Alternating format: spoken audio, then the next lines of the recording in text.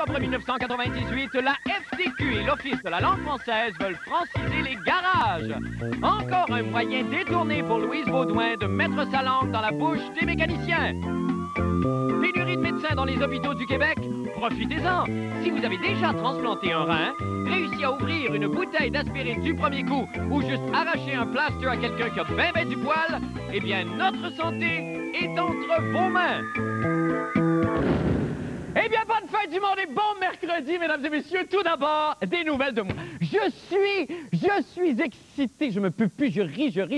C'est comme si j'avais plein de petits lutins qui dansaient dans ma bouche. Regardez. Ah, ils sont après changer le disque, probablement. On va attendre. Ah, on attend. Ah non, ça se danse mal, du progressiste. Ça. Ah, d'accord, anyway. Je suis heureux. Et la raison de mon bonheur est la suivante.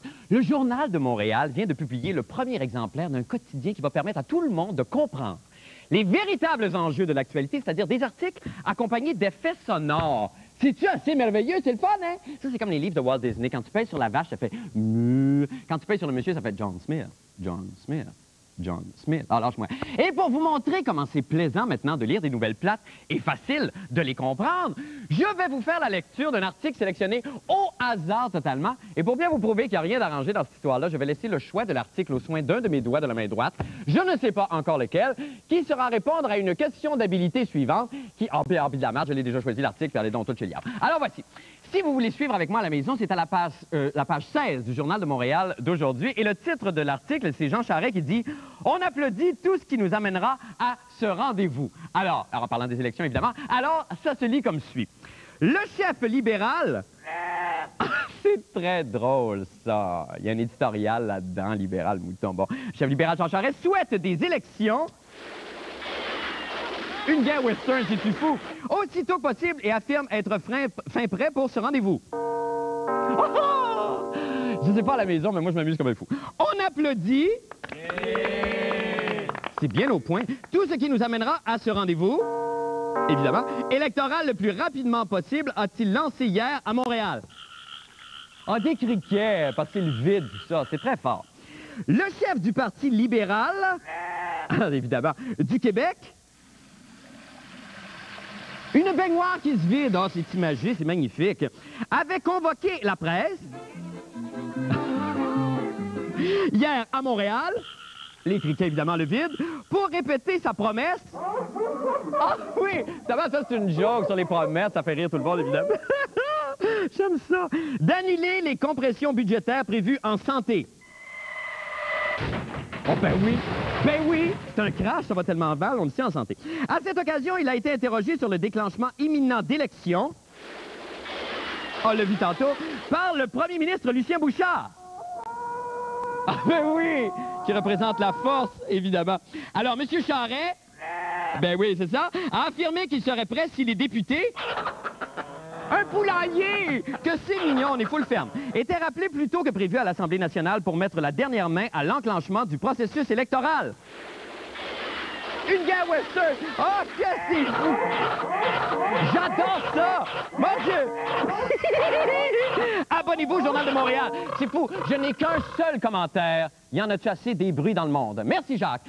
Maintenant, pour les nouvelles de la fête du monde. Avez-vous déjà mangé ça? Bon, c'est pas mauvais, mais le schtroumpf fait dur à avaler en bâtard, par exemple.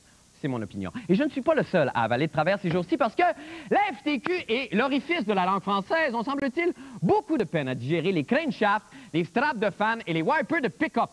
Ces deux institutions viennent en effet de lancer un programme visant, imaginez-vous, à franciser le vocabulaire de nos mécaniciens. Et moi, qui avais enfin établi tout un lexique corporel afin de pouvoir communiquer avec mon garagiste du coin, ainsi j'avais des chorégraphies pour chaque petit bobo de ma voiture. Un changement d'huile, une mise au point et la rotation des pneus. Ben là, bâtard, mais ça, faut que je fasse attention, parce que la dernière fois que j'ai fait ça, je me suis retrouvé dans une chambre de motel avec un nouveau bumper. Mais là, ces bonnes années sont, hélas, terminées, et Jean-René Dufort, le petit béret-cabra, nous explique comment on devra maintenant faire réparer nos chars. On écoute Jean-René. Le gratteux, source de bonheur, mais aussi outil pédagogique. La FTQ et l'Office de la langue française ont décidé de l'utiliser pour apprendre le français aux garagistes. Le garagiste parle bien mal, mais tout cela tire à sa fin grâce à la distribution de 4 superbes gratteux éducatifs destinés à culturer dans le plaisir les gars de la Motor Shop. C'est un enjeu collectif qu'on a mis en place et on y croit beaucoup. On dit, soyons fiers dans notre langue, apprenons à travailler en français, puis faisons en sorte qu'on francisise notre milieu de travail, puis c'est comme ça que la langue sera mieux utilisée au Québec. Qu'est-ce que c'est ça? Un pick-up! Mais non, c'est une camionnette. Je sais que c'est camionnette. Ça donne quoi? Pour les gratter, on a quoi? Qu'est-ce que c'est ça? Un gauge? Pantoute, c'est un manomètre pour pneus. Si tu demandes à tes chums, passe-moi le manomètre à pneus, qu'est-ce qu'ils vont dire? Moi, l'air d'un méchant tweet. Tout un amateur. D'abord, nous allons lancer cette carte-ci. Elle va durer à peu près 2 mois dans le paysage, si vous permettez l'expression. Après ça, il y en aura un autre, 2 mois plus tard, un autre, puis entre-temps, ça va entrecoupé de vignettes comme celle-ci. Québec, le français en jeu collectif, je me souviens. Qu'est-ce que c'est ça? Une petite vanne? Non, c'est une fourgonnette. Fourgonnette. Exactement. C'est ça, une fourgonnette. Là, je gagne une fourgonnette. Non. Qu'est-ce que c'est? C'est une fourgonnette. Oui. Et qu'est-ce que c'est ça? Une tank à gaz. Ben non, épais. C'est un distributeur d'essence. OK. Puis? C'est tout. C'est tout? Merci. Maintenant, je sais 4 mots en 1 an. Ici Jean-René Dufort, à Montréal. Et on est de retour avec Jean-René. Jean-René, mon Dieu! Salut. On a une petite fraîche? Oui, mais si je le porte assez longtemps, je vais avoir un manteau d'hiver, donc je le porte partout. C'est cheap, il skate partout des manteaux, Jean-René. Yannick Margeau. Bon, alors Jean-René Dufort, d'abord, comment ça n'a pas de bon sens, cette affaire-là? Non. C'est drôle au maximum. Oui. Comment se sentent, par exemple, nos garagistes? Est-ce qu'ils se sentent insultés? Ben, t'as vu que d'être la pédagogie fonctionne pas vraiment. Ils se demandent qu'est-ce que c'est ça. D'où ça vient, cette idée-là? Je sais pas, mais moi, j'aurais peut-être privilégié des calendriers de garage ou je sais pas. Parce que là, c'est une espèce de petit gratteux et on comprend rien. Et les garagistes comprennent pas grand-chose non plus. Mais ils gagnent rien. avec ça. Non, ils gagnent Gratuit, rien. on ne gagne rien. Et ce qui est très comique... Sinon, la connaissance. Écoute, du mot. une carte Ouais. par 2 mois. Donc, au bout de l'année, ça va avoir coûté 25 000 et les garagistes vont savoir 4 beaux mots en français.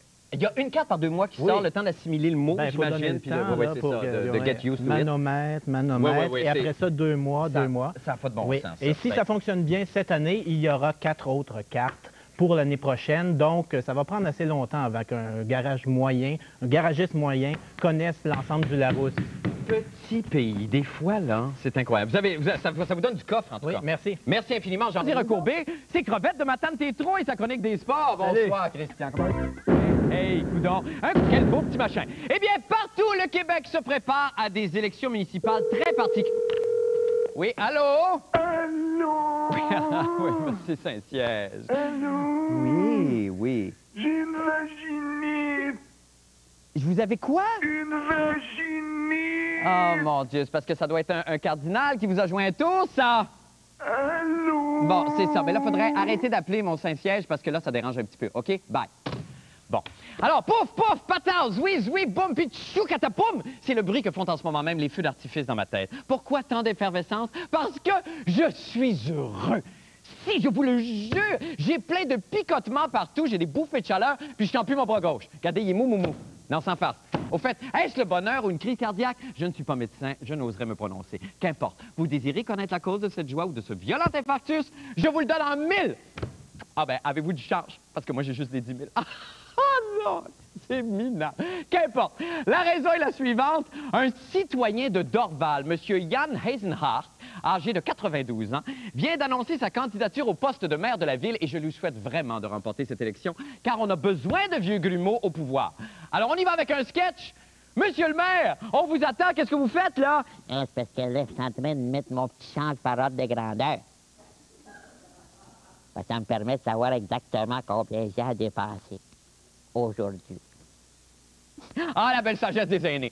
Je m'impatiente de faire la connaissance de ce grand homme et c'est pourquoi j'ai envoyé Isabelle Maréchal, l'animatrice des angines de poitrine d'abord, le rencontrer.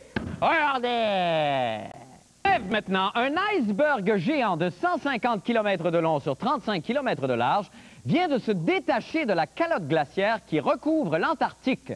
Il s'agit d'un phénomène tout à fait naturel qui s'explique très simplement. Alors, comme vous pouvez voir ici, pour interpréter l'iceberg, nous retrouvons Lara Fabian, habillée en danseuse hawaïenne, qui tente de se détacher de la calotte polaire, ici représentée par un arbre. Ah! Alors, les forces de la nature exercent de nombreuses pressions sur la grosse motte glacée. Et cela s'effectue évidemment sur une très, très longue, interminable période de temps. Et là, oh! Vient ensuite le moment où le tas glacier se détache et va ensuite fondre au large. Oh, mon Dieu.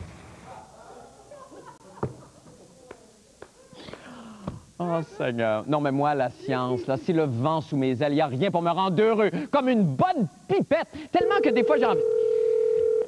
Allô? Allô? Ben oui. C'est-tu le pape, ça? Non. Ben non, c'est ça, me semble. J'ai l'afficheur ici, moi, là. Allô? Ouais, c'est ça, le tata. Ah, moi, les vieux qui s'ennuient, là, ça commence à faire.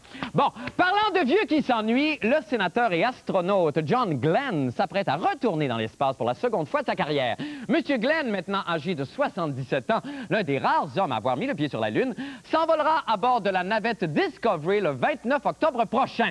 Alors, on le rejoint immédiatement à Cap Canaveral, où il s'entraîne en apesanteur. Ah, c'est magnifique. Moi, ça m'émeut tellement de voir ça. Des hommes appelés à des grands destins qui écoutent encore leur cœur de jeune homme. Bah, c'est un exemple pour nous tous. Eh bien, on l'aime surtout pour le son qu'émet son maillet lorsqu'il percute une de ses boules en bois, ses croquettes et trous et sa chronique des...